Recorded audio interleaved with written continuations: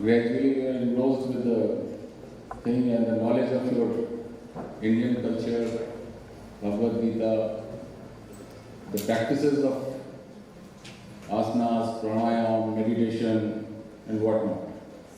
You really practice them a lot, you know in depth, you have enough knowledge of all our wisdom and the practices. Initially you told a story of the animal, which is the thought process of the animal and human behavior and the responses and what reflections we do. I'm just narrating a 1 minute story that once a tiger and dog, we all know that they are natural, tiger always used to prey the dog. But once they are confined in a room for a longer time and all doors were closed, both the animals, they sat apart without having anything, any action, because now it is their unique behavior showing togetherness to overcome that situation. And tiger was not having anything that he can take the life of the dog. So this togetherness or this realization and friendly behavior later on may be given in the given circumstances, but we should also learn from them. You very rightly said, sir. You have told us about many things, the source, the essence, the self-realization, the way of meditations, asana, hatha yoga, pranayam, even the yoga sutras, tanmatras, calmness, sushumna nadi, rejuvenation of the body, and then adidevic, adigothic things and type of meditations, and so on and so forth. So with this, we have completed our speaker's talk. As Prema Todal says, that inner peace begins the moment you choose not to allow another person or event to control your emotions. The speakers told many things about that. To attain peace and overall well-being, we need to purify our mind and soul. This is our great Swami Vivekananda story. So with this, with the concept of shares and prayers and many other things, now the forum is open for the question and answer sessions. We have 20 minutes or maybe 15-17 minutes with us, and let's benefit with the vast wisdom of the yoga teachers present with us. So I'll invite the questions from the audience, and we'll take questions one by one here. And you can you can nominate or you can request the speakers whom you want to give the answer, or otherwise as a panel. Can I speak in Hindi? Because I can't explain myself in English. So no issues. Two speakers. There is no Hindi also. Yeah, I asked to Avanti. मैं ये कह रही थी कि जब अर्जुन को confusion हुआ कि मैं अपने कैसे जो हमारे अपने हैं उनको मैं कैसे मानूं, तब उन्होंने विराट रूप जो रखा कृष्ण ने, और उन्होंने कहा कि जो कुछ होता है वो मेरे द्वारा होता है, तो कुछ नहीं कर सकता, देख मेरे अंदर सब समाया है, ये सब हो चुका है। तो क्या ईश्वर ही सब करता है या मनुष्य को उस विराट रूप को अंदर उतारने के लिए हमको ये सारे कार्य करने चाहिए, उपाय करना चाहिए, जो योग और मेडिटेशन ये सब है, क्या उसके लिए कहा गया है? थोड़ा सा समझिए।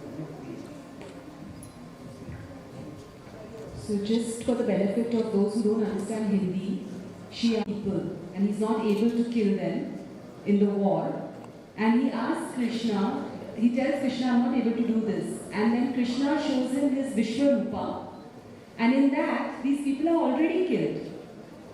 So her question is it the famous quandary?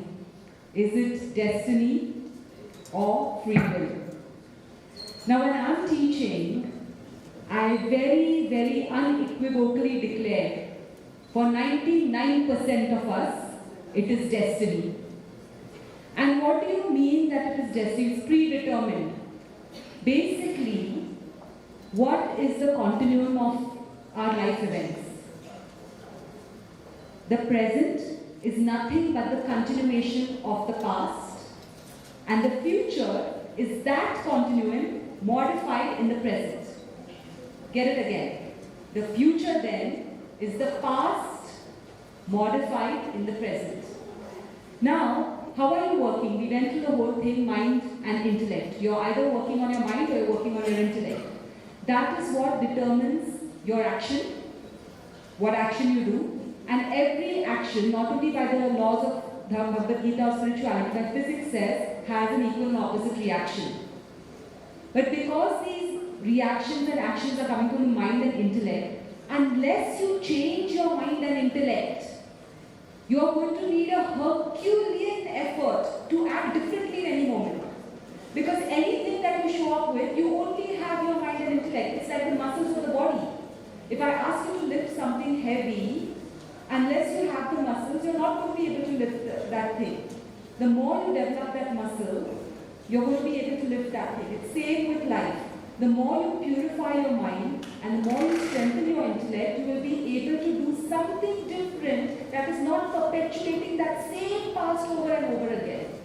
So until we come onto the path of yoga, as my co-panelists have so beautifully given us so many different methods, until we use these methods, whether it's yoga, whether it's asana, any of the Ashtanga limbs, until we do that, we are not going to be able to change our body and our mind and intellect. Until we change our mind and intellect, sorry to say, we are caught in the chains of destiny which we cannot change. Thank you. I hope that helps.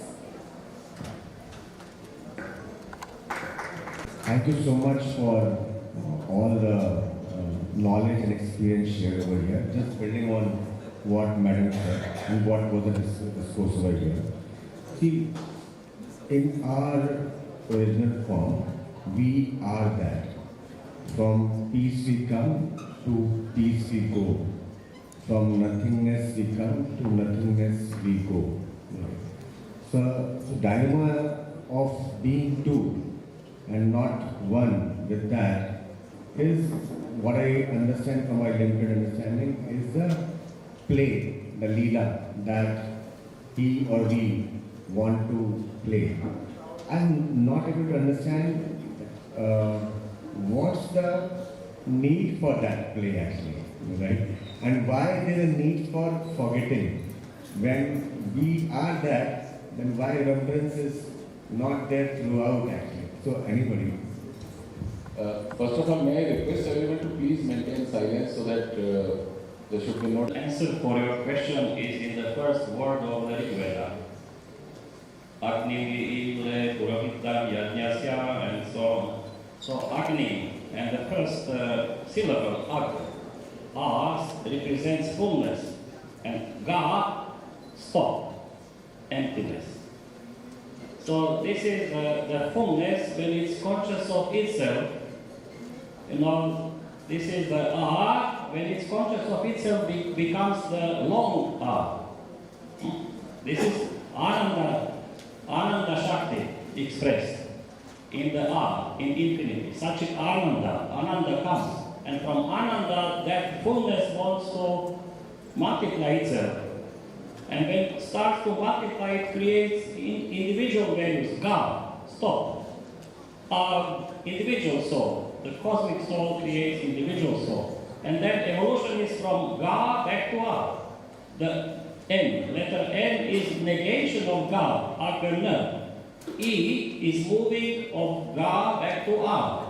And N, it happens all the time. So it's an eternal nature of that source of all life. It's the fullness and emptiness at the same time. It's the universal and individual, creation of individual at the same time. And then this is the avyakta state in Sankhya, which says that it has a Purusha which is never created and which never creates. And there is a Prakriti which is never created and which only creates. So these are the two aspects of avyakta, of that source of all life. So there is just like that. And the reason, the motive, you will understand when you become that. This is the only way. There are theories and theories. And and theories. Okay? Nobody has come, even the Rishi stopped at a certain point. Because what he ended with actually is the answer. When you become that, only then you will understand. But to just make it simpler, you understand Hindi, right? Fully. Yeah? आप आम खाओ, पेड़ गिनो. पेड़ मत गिनो. हाँ, exactly. The thing is, my teacher laughs at this question. He says anybody who's asking this question is wasting their time. And the most beautiful analogy given by Shankaracharya in so many things is dream. In the dream, you're about to become the Prime Minister of India, sir. The minute you wake up, do you rush back into the dream to become the Prime Minister? No, it's a dream. You laugh it off. And so the sages and saints say that this entire creation is a dream. And until we reach that fourth stage, until we end at Turiya state, we're going to keep guessing in this dream, oh, it's this way, it's that way, it's that way. We're going to waste our time. Instead, by employing everything that we've just explained, if we try to find that self within, when we find it, when we wake up from this dream, we'll know what the answer is. Till then, it is a mystery, and let the mystery remain. Thank you. Thank you.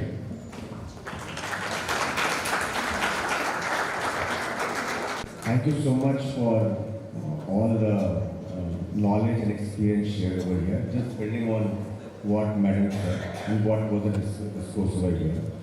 See, in our original form, we are that. From peace we come, to peace we go. From nothingness we come, to nothingness we go. So dilemma of being two and not one with that is what I understand from my limited understanding is the play, the leela that he or we want to play. I'm not able to understand what's the need for that play actually, right? And why there is a need for forgetting. When we are that, then why remembrance is not there throughout actually. So anybody? First of all, may I request everyone to please maintain silence so that there should be no... The practice mentioned in the Yoga Sutras in the second chapter about the practice of the 8 limbs of yoga, that the sutra number 28 in the second chapter says that with the practice of the 8 of the limbs, not mentioning yet 8, the practice of the limbs of yoga is doing ashuddhi kshaya. It's reducing impurities. So all the practice is about removing impurities. Life by itself is a perfect.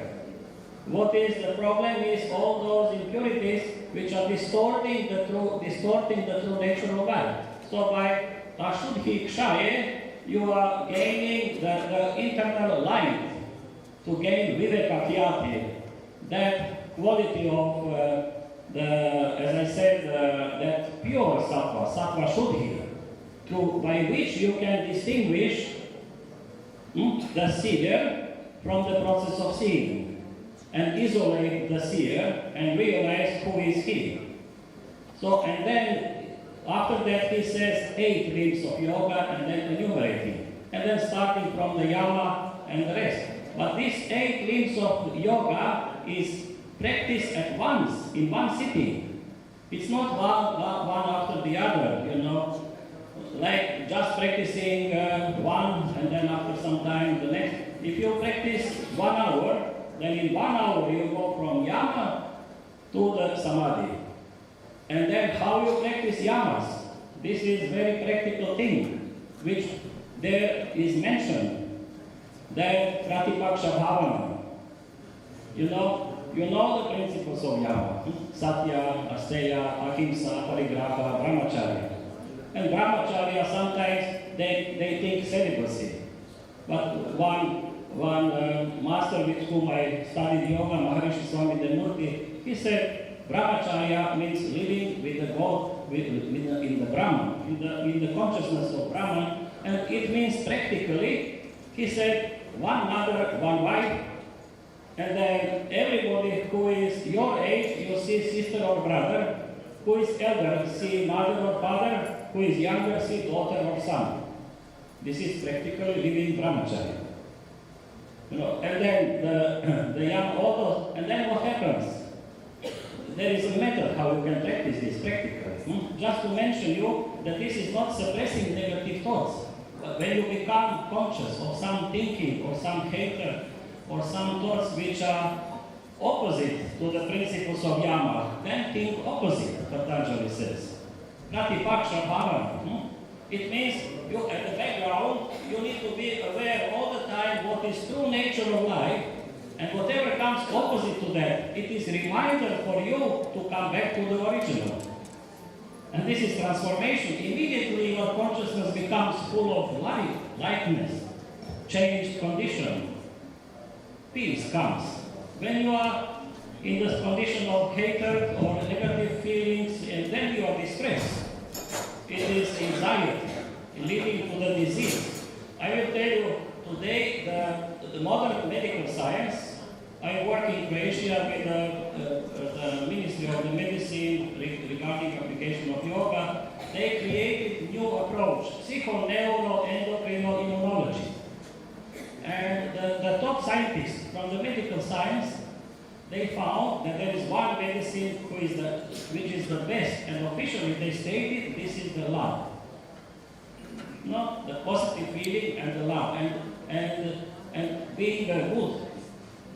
All these principles of Yama, this is the eternal medicine, the highest medicine. If you take recourse to that, then you can heal your body also, because what is your mental condition is transferred through the function of nervous system to your physical condition.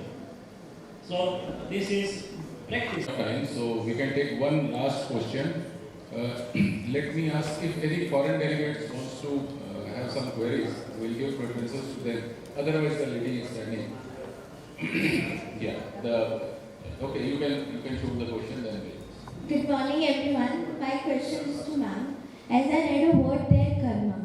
So I think that everything that comes to our plate is already sanctioned by Krishna, or I should say sanctioned by God.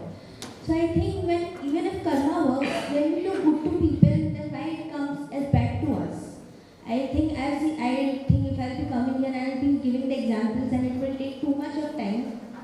So why people are not changing? I think yoga, meditations, people are working for it, they are practicing it. But till the time if we do good to people, they give us bad to us. Even they don't regret for it. So is yoga and meditation really helping people? I'm not questioning anyone, their abilities, but I really think in this Kalyug, I don't know about the yugs, but I really think this Kalyug is working too much on people. And if we are really saying that you should do yoga, you should do meditations, then why people are not changing? Why they are thinking that if they are doing bad, then why they are not? Yes, they should be good to us. So we have 1 minute to answer. So you heard the answer to the last question. First and foremost, the way at least we teach Bhagavad Gita is from the Advaita Vedanta standpoint. Krishna is not doing anything. If Krishna is doing anything to you, he's not a nice Krishna. I wouldn't want to pray to him at all. You know, if Krishna is saying, I'm going to make somebody be born in Islam, I'm going to make somebody be born in a palace, it doesn't make sense. So from Advaita Vedanta, it says it's your own karma, it's your own actions which are coming from your mind and intellect, which are giving you what you're getting. When you said that I'm doing good, I'm getting bad. So it is not karma, as Krishna says in the Bhagavad Gita, my karma is impenetrable. Nobody can understand it. When, how, what happens. Whatever you're receiving now is a culmination of all your past. You don't know which moment from your past is giving you what. Why did the Pandavas have to face such a horrible destiny from childhood? We don't know where they carry that karma from, right? So all you have to do is continue doing good. Yes, it's an uphill task, especially as you kept saying Kali Yuga, but that's the only thing that you can do. You have to do these things, you have to change your within. When you are able to change the within, eventually you will be able to see the good results. It's like if you're already starting off on a negative bank balance, okay, and you're working very hard. Yes, you're working hard, but you have to get that bank balance negative to zero, right? Only when it comes to zero, there's no negative balance there, then you will start seeing the results of a positive balance. So work hard, don't give up, you're young, long life ahead, keep at it. You can take further questions during lunch, because I know there are many queries. So first of all, I request Mr. Sai Sam.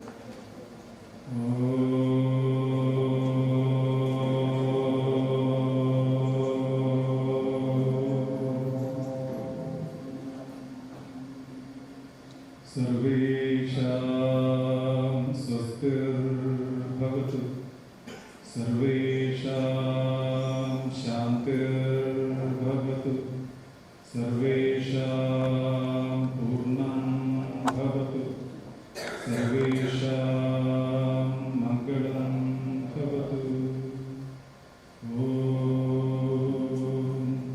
Shanti Shanti Shanti